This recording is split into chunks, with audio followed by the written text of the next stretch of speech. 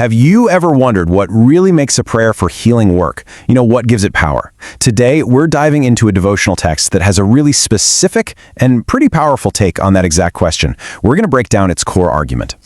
So, everything we're talking about today really comes back to this one central question.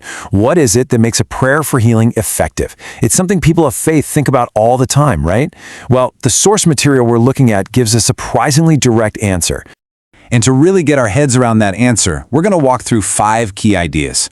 We'll kick things off with what the text calls a prayer problem. Then we'll get into the solution it offers, which is all about Scripture. After that, we'll look at some biblical models, break down the practical steps, and finally, explore what the ultimate outcome is really supposed to be. All right, first up, the prayer problem. So, according to this text, the biggest hurdle for a lot of people boils down to just one thing, and that's doubt. The way this text sees it, the problem starts when our prayers come from a place of pure desperation or just plain uncertainty. The argument here is that these prayers, because they're born from doubt, they're missing a solid foundation to really stand on. And that has a real consequence. The source suggests that without that firm foundation, a prayer can get, watered down. It can turn what should be a powerful, confident declaration into something that feels more like just wishful thinking. So what's the fix? Well, that brings us right to the heart of this whole devotional, the Scripture solution.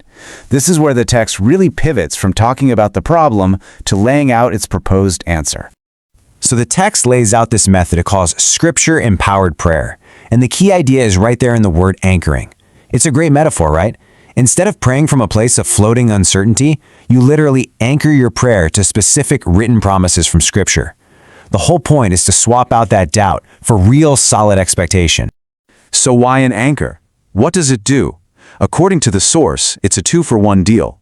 First, it gives you the assurance that what you're praying for, in this case healing, is actually in line with God's will as it's written in the text. And second, it's believed to give you the authority to, and this is a direct quote from the source, activate divine intervention. And to back this up, the devotional points straight to passages just like this one from the book of James. Look at the language here. It doesn't really sound like a suggestion, does it?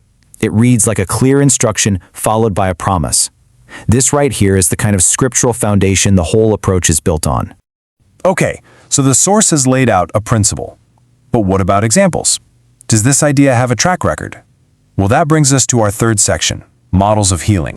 The text points to this pattern of biblical figures as the models to follow.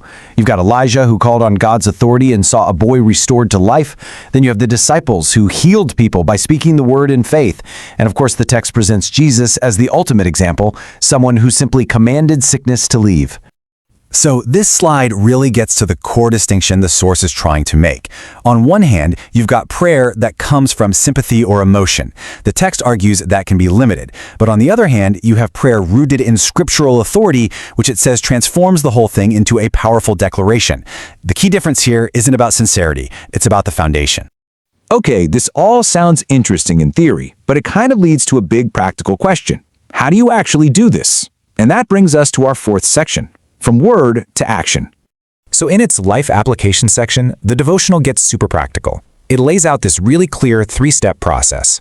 Step 1, identify a specific need. Be precise. Step 2, go find scriptures that directly talk about that need with promises of healing. In step 3, declare those scriptures out loud in your prayer, not as a request, but as an act of faith and authority. So what's the end game here? What's the whole point? Well, according to the source, the ultimate outcome is actually about way more than just physical healing. And that's what our final section is all about.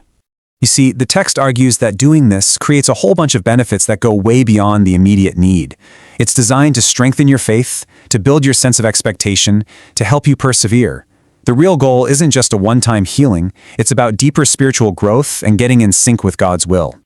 So the big takeaway here is that the ultimate goal being described isn't just about getting a result. It's about a process.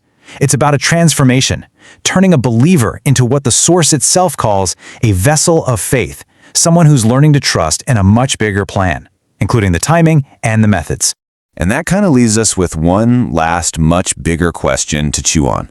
This entire model, this whole way of praying, it all hinges on the idea that a written text can be a direct source of authority and power. And it makes you wonder, for any faith, How does a sacred text go from being just words on a page to becoming the actual foundation for how someone lives their life? Now that's something to think about.